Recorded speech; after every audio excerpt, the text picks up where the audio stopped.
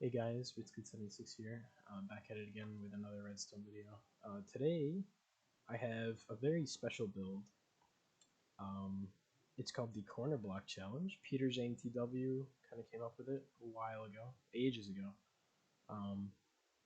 And essentially what it is you have this box, and all the redstone is inside the box, and you have to remove the corner um, without any trace of it being removed, so it just kind of disappears, right? It doesn't have to be colored, it's just mine is colored for special effects because of a simplification.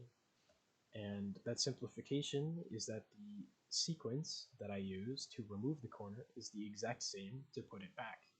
And that allows for this thing to be very small. As you can see, it is a very small cube compared to the others that I've seen online. Now, I can't say that I've seen all of them because nobody posts their videos, right? Not nobody, but not everybody. But basically, I'm not going to be going over any of these in detail other than to kind of back up an explanation of this. But essentially, that's because this one takes extremely long, these take decently long, this takes a reasonable amount of time, and this takes basically no time at all. These are very similar though. So I'm going to run this and essentially just let you guys watch, and then I'll explain it when it puts it back. So if you really hate awkward silence, this is for you.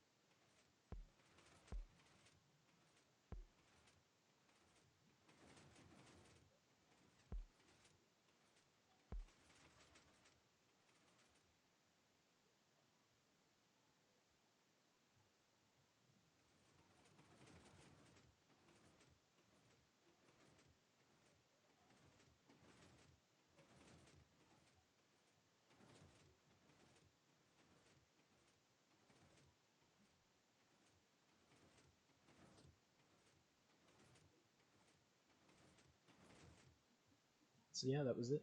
Um, so as promised, I will now explain.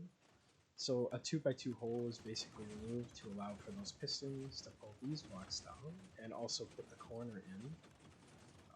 And that's really the only explanation needed. I mean, I guess the rest you can kind of assume why there's certain blocks there and certain blocks aren't there. Um, and some of you may have noticed this lamp flashing. That essentially cycles the ROM, because the ROM I'm using consists of minecarts, and minecarts only have 27 slots in them at most, depending on the minecart.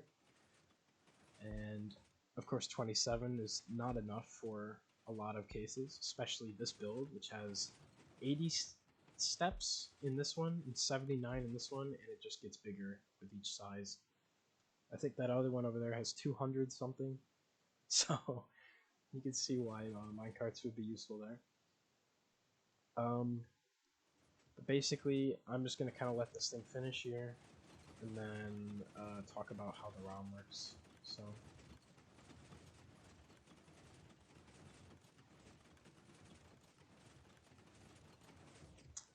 yeah, there we go. It's just a bunch of minecarts in a loop, so you can see there's a little piston tape here. And the loop gets bigger, but I'm going to go over how I was able to make these smaller and smaller, and also a similarity with these two here. So basically, you have a whole bunch of instructions for the sequence required, and this specific out of body boy. Oh no! So this one specifically has a very big layout. You can see there's this big block channel here. All the blocks get pulled down and sort of popped off in different areas. This was kind of like a direct approach. Like, you need a bunch of outputs and inputs to hold all of the components, and this was just the easiest way to do it for starting out. So, a couple issues with this though, right off the bat. I don't know if a lot of you skilled people can see. There are some observers down here, and these observers are used to trigger some pistons that go outside of the box. And one issue with that is they are very far away, so they need to travel all the way up and then all the way back down. And that was one massive problem. And I think that's really the biggest issue with this design is it's just so long that blocks take forever to get to the top, essentially. So in the second version, I fixed this. You can see it's a little shorter, but it's still decently long, and the observers aren't in a great spot. They're still close, but they're not very close. And the blocks for this piece over here, this 2x3 that gets removed, are stored all the way back here, which is very far from the front. So I made a new layout, and essentially the blocks are a little closer, but still not close enough. The observers are now very close by. And in fact, one of them is actually just down here, right behind the pistons. And then the layout just keeps basically removing bottlenecks, essentially. And on this ROM here, there are two minecarts that are interacted with the ROM at once. One of them is the read, and one of them is the write back. So there are two minecarts because you kind of need a place to put the blocks that you're pulling out of these minecarts here. And without this minecart, they would have to pool somewhere and then get pumped back in, and that just takes too long. Like, you don't want your door half of the time being spent resetting the shulker box ROMs. So there's two of these, and the whole thing cycles. You may have noticed that there's nothing in these two. Obviously, this one would have to be empty, but why is this one empty? So the whole thing cycles with a reading from the comparator that reads the shulker boxes. And there's boats in the way because the items kind of get stuck on this comparator without them, and they despawn. So, but there's these two observers that go into this capacitor loop. I don't know what you want to call it. It just kind of takes a whole bunch of signals and smooths them out into a single on signal that decays over time. And once those stop sending signals, essentially when the chest is empty, this piston's going to retract and essentially toggle this, which toggles the loop piston, and this whole thing cycles around twice, and now you have new minecarts. And there's an empty one because the chain will not stop. It will keep turning these minecarts around because there's only one empty, and it's always right there. So this one, when this one's empty, the whole thing just stops entirely. And this is a big issue because now you're wasting two minecarts of your entire ROM space, especially when it gets smaller. It's a big problem. But I didn't really think of it as an issue because I had so much space for a piston tape because this thing has basically like crazy amounts of air. I'm going to select this and there's going to be a sign. So I guess I should fix that. And if I just do a little distribution here, you can see 22% of it is air. So it wasn't really a problem for me basically at the time. Of course it's a big issue, but at the time it wasn't. And I continued making this smaller because the layouts were smaller, so everything was closer, less duplication of instructions. Like for instance, actually I think it's this one that's really bad. Yeah, it's the exact same color duplicated over and over, alternating. And blue is this top pusher for the block conveyor, and light blue is the bottom one. So you can see where that gets pretty bad. But as I got smaller and smaller, eventually I realized, you know, this double minecart thing really isn't working out. And I kind of only kept it there only because I was kind of just I want to say autopilot, just building this and building this and building this. And then I realized it's really bad because I don't have any space now in putting this tape in to fill this whole space, because this tape is very wide. There's not a bunch of permutations you can have for a tape with 10 blocks in it total. So I reduced it to 8 and essentially made the cycling of the tape a ROM output because I was able to fit it. So over time, I've used red coders. This has 15 outputs. This one has, I think, 14. I want to say this one was 9. Yeah, it looks to be 9. Oh, it's 10, actually.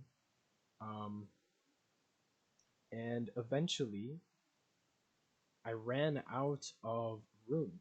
So in here, you could see that I actually took the remaining 2 outputs for the red coder and bussed them down to here. And there's an output here, and there's an output here. And that was okay. I had the space. But as you get to a smaller area, now this space down here gets compressed. And you don't have a lot of room to do anything. So I had to make a new red coder design. I saw it on YouTube. I have no idea who made it. One of my friends sent it to me and said, "Hey, look at this thing." And I was like, "Oh my god, that is so useful for this." So I yoinked it. I wish I knew the name. Unfortunately, I don't have it. I could put it in the description. But I was told that it's not anything new and that it's been known for a while. I'm pretty sure a kid named Amino Trial knew about it ages back. So I'll credit him anyways. Sorry, I haven't spoken in a while. But yeah, I'll credit him anyways if I can find the video. If I can't, oh well. But yeah. What was I talking? Oh yeah. Okay. So yeah, the red coder essentially basically made this thing smaller. And you can see there are still some outputs here that are underneath. They're just a little more tightly packed in here. There's 2. And I would have only needed 1 if I didn't have this ROM here, this ROM cycle, but it's fine. So about that ROM cycle though, at the end of each of these there's a cyan output. But because I don't want it to cycle on the last one, I essentially just don't put one in. So you can see this one read and finished, but that's it. So now just to start this thing, all you do is cycle the tape. It'll start reading this, and it'll just kind of cycle through until there's no more cycle instructions. And that's why these are so similar. It's because they use the exact same layout. You can kind of see from an aerial view here. It's the same layout, but it's one less minecart, and it's just a denser build in general. But yeah, there's really not a whole lot to talk about, other than it's just a bunch of outputs, really. So yeah, I do have other videos planned. You can see them in the background here. I made a video on those 2 machines there. I have not even really mentioned these, but these are new, and this one is not finished. So I will not be making a video on that because I ran into a big issue with it, and I essentially can't finish it. But I might make a new one, you never know. But anyways, thank you guys for watching. I hope you enjoyed this video, I guess. It's kind of a lot, maybe, for some of you, but yeah, you never know. This is really made for Yellow Bunny because Yellow Bunny was essentially interested in this, I guess. I mentioned that I made one, and he said he wanted to see it, so I stopped being lazy and made one video. So yeah, shoutouts to Yellow Bunny. He's pretty great at redstone. In fact, probably insanely smart. So you should go check him out. But yeah, anyways, yeah. Thanks for watching. I'll make a video on those machines back there, hopefully. But yeah, bye.